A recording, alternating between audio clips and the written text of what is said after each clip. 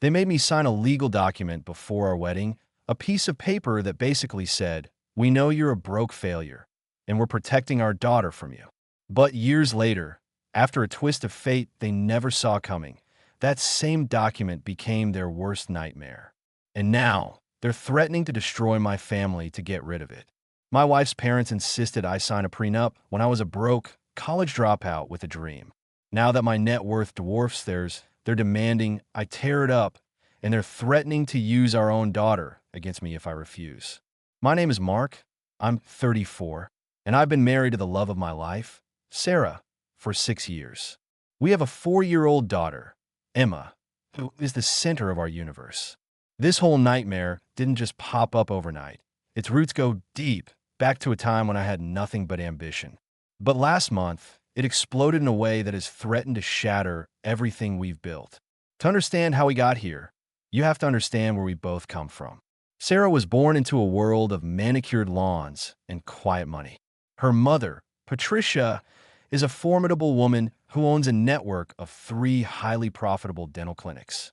Her father, Robert, runs a commercial real estate company that manages some of the most valuable properties in the city.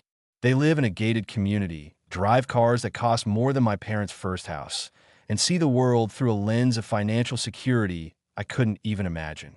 My world was different. My dad was a mechanic, a man who believed in the honesty of calloused hands and a hard day's work. He spent 30 years under the hoods of other people's cars. My mom was a school secretary, the quiet, steady anchor of our family.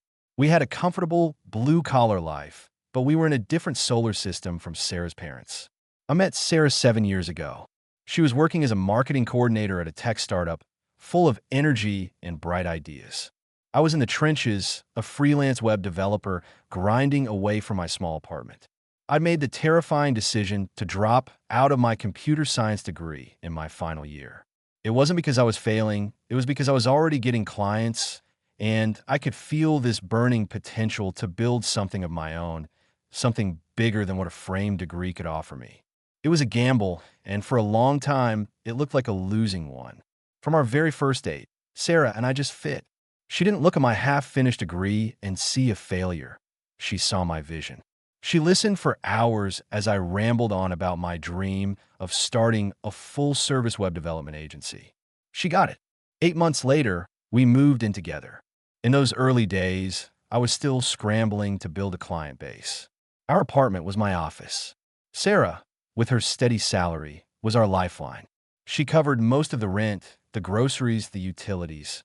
I threw in every dollar I earned, but I was acutely aware that she was carrying the financial weight.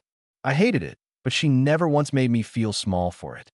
Her parents, however, made it their mission to do just that. The problem started the very first time I set foot in their house for dinner. It felt less like a meal and more like a deposition. Patricia, with a smile that never quite reached her eyes, spent the entire evening interrogating me about my education and career. When I explained that I'd left university to focus on my business, she and Robert exchanged a loaded glance, a silent conversation of disapproval that I was clearly meant to see. The rest of the meal was a symphony of passive-aggressive comments about financial stability, having fallback plans, and the importance of a traditional career path. Over the next 2 years, their subtlety vanished. They started making jokes, thinly veiled insults about me being Sarah's dependent. At family gatherings, Patricia would introduce me to their wealthy friends by saying, "This is Sarah's boyfriend, Mark. He works from home," with a condescending emphasis that made it sound like I played video games all day. Robert would frequently ask if I was still playing around with those websites, or if I considered going back to school to get a real degree. The absolute worst moment came during Sarah's birthday dinner at a ridiculously expensive restaurant. Patricia had invited a slew of family friends, including a successful, single lawyer she was clearly trying to set Sarah up with, right in front of me. She spent the entire evening loudly praising this man's career, his car, his recent vacation, while peppering Sarah with questions about her own career goals. When the lawyer finally turned to me and asked what I did, Patricia leaped in before I could utter a syllable. "Oh, Mark is still trying to figure things out," she announced to the table with a dismissive wave of her hand. The air went still. I saw the flash of embarrassment in Sarah's eyes before she grabbed my hand under the table, a small act of solidarity in a sea of humiliation. Despite their relentless campaign to undermine me, Sarah was my unwavering champion. She believed in me when no one else did, staying up late to help me prep for client meetings and celebrating every minor contract I landed as if we'd won the lottery. So, after 3 years together, when I proposed, her yes was immediate and full of joy. We started planning a small, simple wedding for the following spring. Then, 2 months before the wedding, her parents made their move. They asked to meet with me privately, arriving at our apartment on a Saturday morning when Sarah was at yoga. Patricia sat on our second-hand couch, pulled out a thick legal folder, and laid out their terms. They wanted me to sign a prenuptial agreement. It was ironclad. If we divorced, we would each walk away with what we brought into the marriage and what we individually earned during it. No alimony, no shared property. And then came the final, gut-wrenching clause. If we divorced, I would be legally required to repay Sarah and her family for any and all financial support they had ever provided while I was building my business. They had been keeping a tally. Robert tried to soften the blow, saying it was just a precaution to protect everyone, that it wasn't personal. But Patricia, with a chillingly sweet tone, added that the prenup also protected my future assets from Sarah, a statement so laced with sarcasm it was clear she thought I'd never have a penny to my name. I asked if Sarah knew they were doing this. They said they planned to talk to her later, but wanted to gauge my reaction first. They were testing me, trying to corner me. That evening, I laid the documents on our kitchen table. Sarah read through them, her expression hardening. She admitted her parents had mentioned an agreement, but she had no idea it would be this clinical, this insulting. We talked for hours, weighing our options. As much as it stung, Sarah pointed out that the legal language was, in a twisted way, fair. The document was impartial. If I did build a successful business, it would be mine, protected from any claim. We both knew her parents were placing a bet, and they were betting heavily against me. But the paper itself didn't care who won. After a week of agonizing discussion, we decided to sign it. Sarah was desperate to avoid a massive family blow-up right before our wedding. And frankly, I was tired of fighting. I was confident in my business, and I refused to give her parents the satisfaction of being the reason we called things off. The signing was a cold, formal affair at their lawyer's office. Patricia looked vindicated, as if she'd just secured her family's fortune from common thief. I just kept my eyes on Sarah, reminding myself that this was just a hurdle to get to the finish line. Our wedding was beautiful, a small island of joy in a sea of tension. Patricia and Robert paid for the reception, a fact they mentioned at every opportunity, and packed the venue with their business associates. Robert's wedding speech was less a toast to our happiness and more a lecture on the virtues of practical decision-making in marriage. After the wedding, I threw myself into my work with a vengeance. And slowly, then all at once, it started to pay off. I landed a contract to redesign the websites for a regional restaurant chain. That one job became a domino, leading to referrals, then more contracts with hotels, retailers, and other large businesses. My income grew, and so did my confidence. But Patricia and Robert's opinion of me remained stubbornly frozen in time. When Sarah and I bought our first house, Patricia asked if we were sure we could handle the mortgage. When Emma was born, Robert suggested that now I had a family to support, I might finally need to get a regular job. Then, last year, everything changed. The restaurant chain I worked with expanded nationally, and they hired my agency to handle their entire digital marketing and web development strategy. That single contract tripled my annual revenue in the span of a month. I hired 4 employees, moved into a real office downtown, and started attracting other national brands. By the end of last year, my small, home-based business was officially worth more than Patricia's dental clinics and Robert's property management company combined. We bought a larger house in a much nicer neighborhood, the kind of place they never thought I'd be able to afford. We were planning for a second child. We had made it. And that brings us to 3 weeks ago. Patricia and Robert were over for Sunday dinner. After we put him to bed, they asked us to sit down for a serious talk. Patricia, with a carefully practiced casualness, said they'd been thinking about our prenup.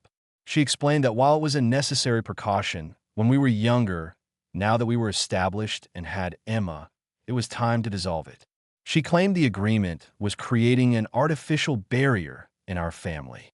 Robert added that successful marriages are built on trust, and keeping the prenup implied that we didn't fully trust each other. They said they had watched us build a strong partnership and were now comfortable recommending we tear up the agreement. I looked at Sarah, whose face was a mask of disbelief. I turned back to them and said, calmly, that I appreciated their concern, but I was comfortable with the prenup remaining in place. I told them it had served its purpose of giving them peace of mind, and I saw no reason to change it. The change in Patricia's demeanor was instantaneous. Her friendly mask fell away. She said they weren't making a suggestion. They were giving us advice as Sarah's parents and Emma's grandparents. She insisted that dissolving the prenup would be a demonstration of my commitment to the family. I held my ground. I told her I was completely confident in my marriage, which is precisely why I didn't need to alter a legal document to prove it. I reminded them that they had insisted on it to protect everyone involved, and that protection was still logical. That's when Robert lost his temper. He accused me of being stubborn, disrespectful, and ungrateful for the financial support they had given us in the early years. He said I was being paranoid about their motives, and that's when I made my mistake. I stopped being polite. I told them I understood their motives perfectly. I said they demanded a prenup when they thought I was a gold digger who would go after their daughter's money. Now that the financial tables had turned so dramatically, they wanted it gone so their daughter would have a legal claim to my assets if we ever divorced. They weren't being paranoid about my motives. They were being paranoid about losing potential access to my wealth. The room exploded. Patricia leaped to her feet, yelling about how ungrateful and disrespectful I was, how they'd welcomed me into their family against their better judgment. Robert accused me of brainwashing Sarah. It was a vicious, ugly tirade. I finally had to tell them to leave before their shouting woke up Emma, which only made them angrier. As Sarah walked them to the door, Patricia told her she needed to decide where her loyalties lie, with her husband or with the parents who had given her everything. That was 3 weeks ago, and since then, they have waged a relentless war of attrition. Patricia calls and texts Sarah every single day. The messages started as half-hearted apologies for losing their tempers, but quickly morphed back into the same pressure campaign. Yesterday, she sent Sarah a text saying that my refusal to tear up the prenup was clear proof that I was planning to divorce her and protect my fortune. Robert sent an email lecturing us on how successful families share everything, and that my attitude was selfish and un-American. Sarah is being torn apart. She loves her parents despite everything, but she's caught in an impossible position, and I'm standing my ground. I will not tear up the very legal document they forced upon me, just to appease 2 people who have never respected me and are now furious that their own financial power play has backfired on them so spectacularly. The weeks following that explosive confrontation felt like living in a psychological pressure cooker. Sarah, bless her heart, tried to be the diplomat. She attempted to have calm, reasoned conversations with her parents, explaining that the prenup was a non-issue in our daily lives and that their obsession with it was creating a toxic environment for everyone, especially Emma. Patricia would feign agreement, promising to drop it, only to resume her campaign the very next day. She developed a new tactic, a daily morning and evening call to Sarah. The conversations would start innocently enough, questions about Emma, gossip about a cousin, but would invariably circle back to me. Sarah started putting the calls on speakerphone, so I became a silent witness to my own character assassination. Patricia would weave in comments about how new money can change a person, making them arrogant or forgetful of their values. "Is he still the same humble man you married, sweetie?" she'd ask, her voice dripping with false concern. Success can really go to a person's head. You just have to be careful he doesn't forget the people who helped him when he had nothing. It was a masterclass in manipulation designed to erode Sarah's trust in me, little by little. The most brazen attempt happened about 2 weeks ago. Patricia called on a Thursday evening while Sarah was in the middle of Emma's bath time. So I answered. There was a brief, surprised silence on the other end of the line, And then Patricia launched into what was clearly a prepared speech. She started with a syrupy apology for losing her temper, admitting I had worked hard. But then she pivoted. She claimed she and Robert were deeply concerned about the long-term effects of our separate finances. She lectured me about how true partnership means total financial vulnerability and that our prenup was creating artificial boundaries that could damage our relationship over time. I calmly explained to her that our day-to-day finances were completely integrated. We had joint accounts for all household expenses, for Emma's needs, for our savings. The prenup only pertained to our respective business assets and premarital investments, which was a sensible arrangement for any couple. Her tone shifted on a dime. The sweetness vanished, replaced by a sharp, condescending edge. "You're being naive, Mark," she said, "if you think Sarah is truly happy living under the shadow of a legal document that treats her like a potential adversary. She's just too polite, too kind, to tell you how excluded she feels from your success." The conversation devolved from there, with her repeatedly calling me selfish and telling me that Robert had been right about my character from the very beginning. The next day, Patricia invited Sarah to a one-on-one lunch.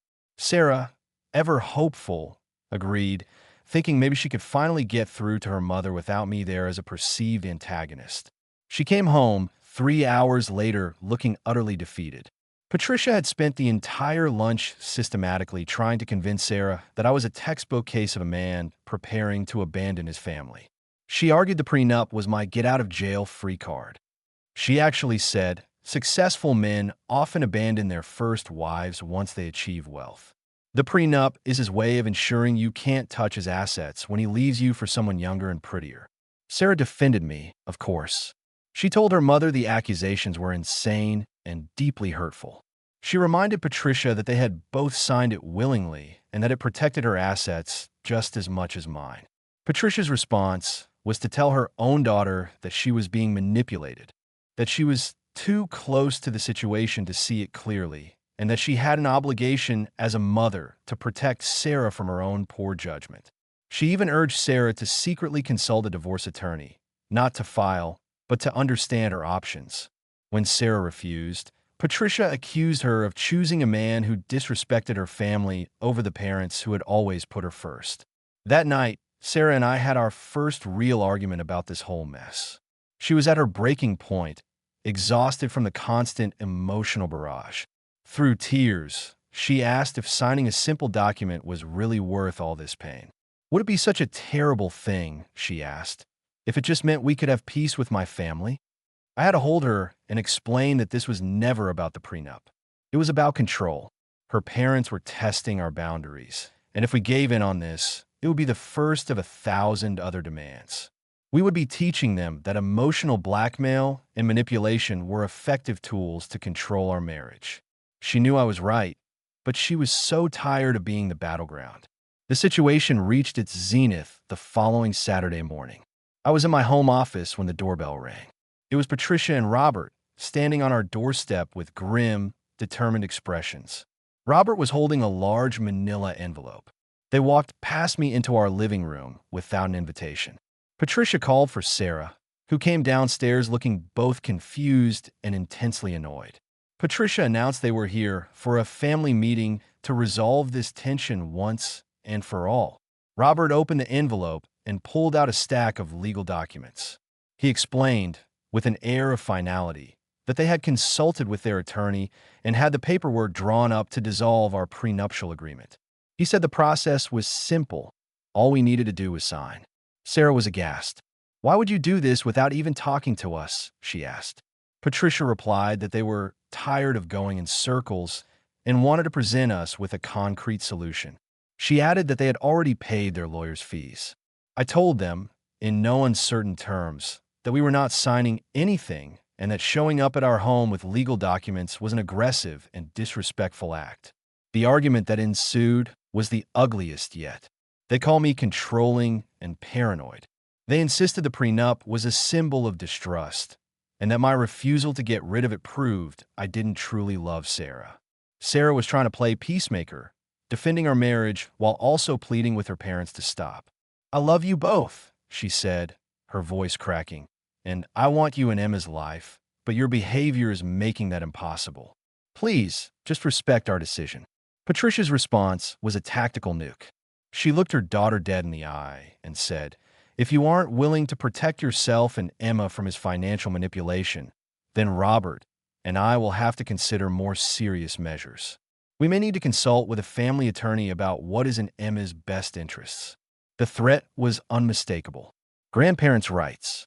They were threatening to take us to court over our own child if we didn't bend to their will on a financial matter. The heir left the room. Sarah's face went white with a rage I had never seen before.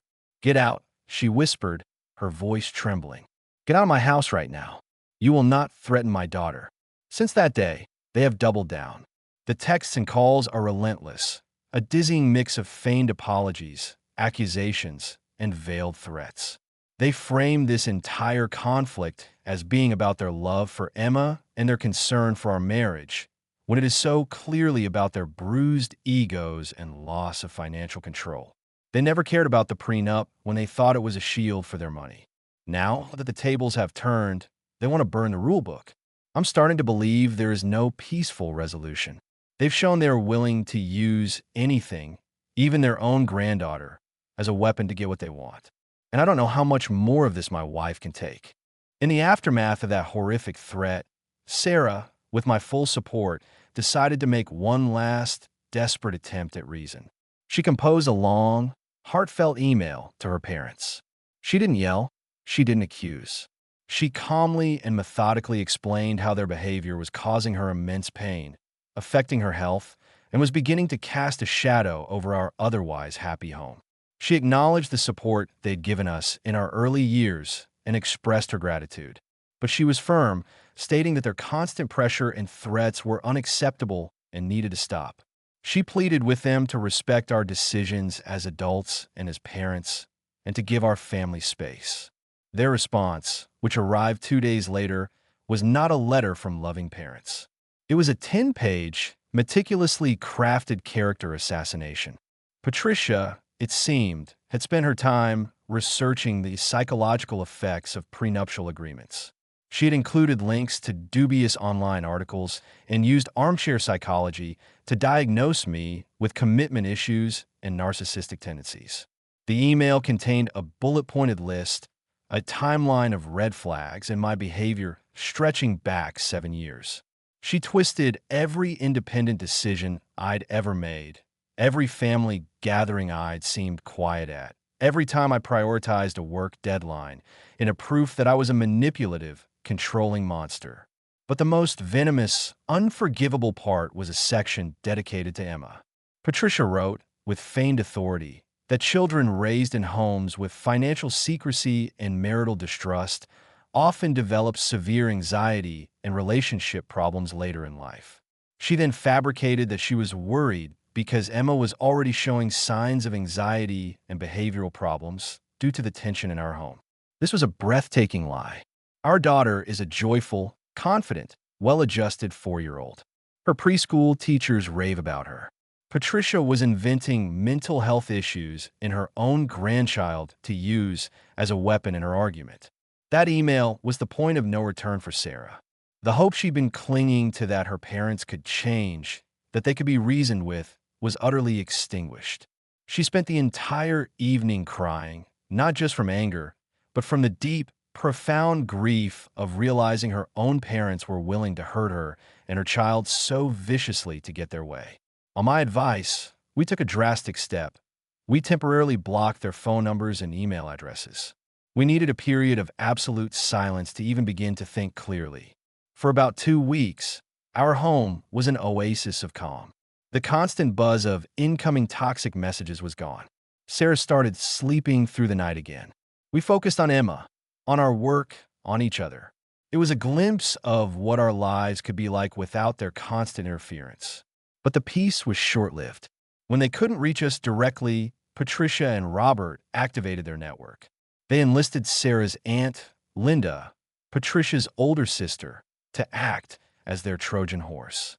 Linda called Sarah at work, her voice full of concern, saying she wanted to help mediate a solution to this terrible family conflict. "Sarah, trusting her aunt, agreed to meet for coffee. The meeting started with Linda being incredibly understanding, acknowledging that her sister and brother-in-law had handled things poorly and had let their worry override their judgment. But then, Linda's true mission became clear. She started asking pointed, detailed questions about our finances, about the specific terms of the prenup, about my business's valuation. She wanted to know what would happen to Emma's inheritance if Sarah and I were to divorce. Sarah realized with a sickening lurch that Linda wasn't a mediator. She was an intelligence operative sent to gather information for Patricia and Robert. When Sarah politely but firmly refused to discuss our private financial arrangements, Linda's friendly facade dropped. She became pushy, lecturing Sarah about how family should be transparent. Then she dropped the bombshell. Patricia and Robert had been systematically telling their entire extended family a fabricated story that I was financially abusing Sarah, keeping her locked out of her rightful assets, and controlling her with money. She said several relatives were now deeply concerned and were wondering if Sarah needed their help to protect herself and Emma. The revelation that her parents were actively, maliciously spreading lies about our marriage throughout their family was horrifying to Sarah. She told Linda that our finances were a shared partnership and that their lies were unacceptable. Linda, predictably, defended them, saying they were just trying to protect their daughter. After that disastrous meeting, Sarah was done trying to be diplomatic. She was tired of her family being used as pawns in her parents' twisted game. She unblocked their email addresses and wrote one final message.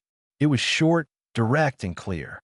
She told them that their behavior, lying to relatives, making false claims about Emma's well-being, and attempting to manipulate family members, was a form of emotional abuse she would no longer tolerate.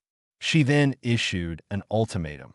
They could offer a sincere apology, commit to treating our marriage and our decisions with respect, and immediately cease discussing our private life with anyone.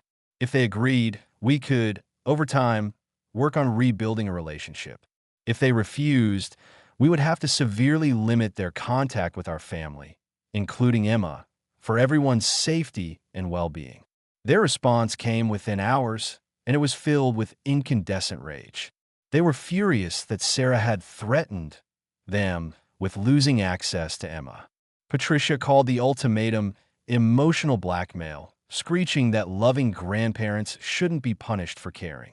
Robert sent a separate message claiming Sarah had been brainwashed by me and that they would never apologize for trying to protect their daughter from a potentially harmful situation. The absolute final straw, the event that burned the last bridge to ashes, came the following week. Patricia showed up at Emma's preschool during pickup time.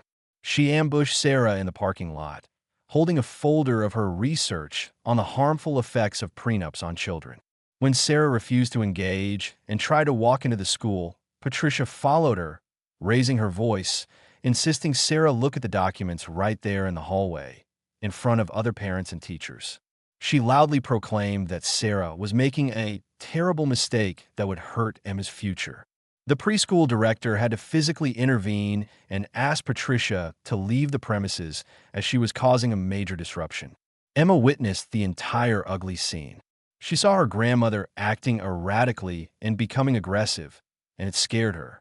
In the car on the way home, she quietly asked Sarah, "Why was Grandma so angry? Did I do something wrong?" That night, there was no more debate. We were done. We made the gut-wrenching decision to cut off all contact with Patricia and Robert. Their behavior had become unhinged, public, and was now directly impacting and frightening our child. Sarah sent one last, brief message, informing them that due to their harmful and escalating actions, we were ending all communication. She said we would only reconsider in the future if they sought professional help for their controlling behavior and demonstrated genuine, long-term change. We then contacted the preschool director, who was incredibly understanding, and formally notified them that Patricia and Robert were not authorized to visit or pick up Emma, ever. The 2 weeks since we went no contact have been a strange mix of profound sadness and overwhelming relief for Sarah. She's grieving the loss of her parents, or rather, the parents she always wished they were. But the constant, grinding stress that has dominated our lives for months has finally lifted. I have never been prouder of my wife. She gave them every possible chance to do the right thing, and they chose to escalate their campaign of abuse at every turn. When it came down to it, she made the hardest choice of all. She chose to protect her own family's peace and her daughter's well-being over her parents' toxic demands. We don't know what the future holds, but for the first time in a long time, it feels like it's ours to decide. The first month of no contact was eerily quiet. We half expected them to show up at our door again, but they didn't. There were a few emails to Sarah's work address, brief messages simply saying, "We need to talk," but when she didn't respond, they stopped. We allowed ourselves a flicker of hope that maybe, just maybe, they had finally gotten the message. We were wrong. They were simply regrouping and planning their next assault. In month 2, they launched a campaign of indirect warfare, using family members as flying monkeys. It started with Sarah's cousin, Jennifer, calling to say that Patricia was worried sick and had been crying at family gatherings.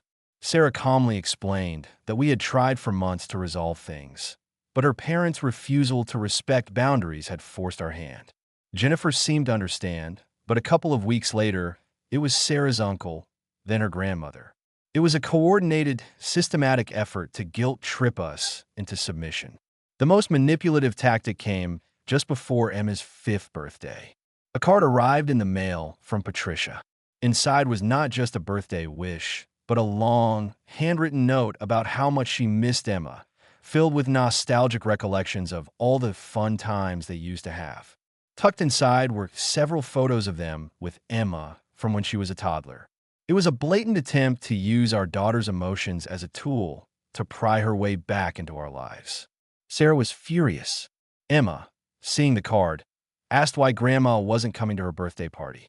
We had to explain in the simplest terms a 5-year-old could understand that sometimes adults have disagreements that make it hard to be together, but that it was never, ever her fault.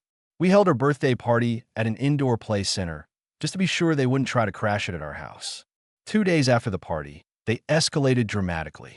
They showed up at Sarah's office building. They waited in the lobby until she came down for her lunch break. When Sarah saw them, she tried to walk away, but Patricia physically blocked her path. She had brought a large photo album and started flipping through the pages, loudly narrating memories of them as a happy family. She said Emma needed her grandparents and that Sarah was being cruel and selfish. Robert then stepped in, delivering the final threat.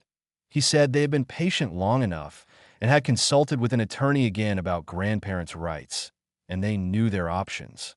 Sarah looked them both in the eye and told them that threatening legal action was precisely the reason they were no longer in our lives, and that their inability to respect a simple boundary like her place of work was proof they were not safe to be around her child. She told them to leave, or she would call security. Patricia, ever the performer, burst into tears, creating a huge scene in the busy lobby, wailing about how her own daughter was breaking her heart. It was a humiliating, stressful spectacle for Sarah, witnessed by several of her coworkers. After that, we hired a family law attorney. He confirmed that in our state, their legal case for grandparents' rights was virtually non-existent as long as we were married and deemed fit parents. But he advised us to meticulously document every single unwanted contact attempt. We installed a full security camera system around our house. In month 3, their strategy shifted again. The direct confrontation stopped, and they began a smear campaign on social media. Patricia started posting daily, sharing sentimental old photos of Emma, accompanied by vague, passive-aggressive captions about the pain of being separated from beloved grandchildren and articles about the psychological damage of parental alienation. She never used our names, but the implication was clear to anyone who knew them. She was publicly painting herself as a heartbroken victim and us as monstrous parents who were harming our own child. Friends of hers, who had no idea of the reality of the situation, would leave supportive comments, encouraging her to keep fighting and criticizing the unnamed parents. The pressure from this public shaming campaign was immense. Sarah felt judged and misunderstood. Finally, she decided to make one public statement. On her own social media, She wrote a brief, dignified post. She said that she had tried for months to facilitate a healthy relationship, but that certain boundaries were necessary to protect her family's well-being. She ended by saying she hoped reconciliation would one day be possible, but it would require genuine changes in behavior. Her post, in its calm restraint, stood in stark contrast to Patricia's hysterical drama, and it worked. Several friends and family members reached out privately to offer their support. The fourth month has been quiet. The social media posts have tapered off. The relatives have stopped calling. It seems they've finally exhausted their tactics and have accepted, for now, that we will not break. Emma is doing wonderfully. She occasionally asks about them, but she is a resilient and happy child, showered with love from my parents and our chosen family of friends. Sarah has started seeing a counselor to help her process the complex grief and guilt that comes with estranging herself from her parents, and it has been incredibly helpful for her. Our marriage has never been more solid. We are a team, united against the storm. And the prenup that started it all sits in a drawer, a forgotten relic of a battle we have finally won. We've made another big decision. Sarah is now 3 months pregnant with our second child. We are overjoyed. Emma is beyond excited to be a big sister. Patricia and Robert do not know. We have decided that reopening that door, especially now, is not an option. Their chance to be a healthy part of our growing family was squandered by their own actions. This entire ordeal has taught us a painful but invaluable lesson. Sometimes, protecting the family you've built means making the difficult choice to walk away from the family you were born into. Our home is peaceful. Our marriage is strong. And that is a victory worth any price.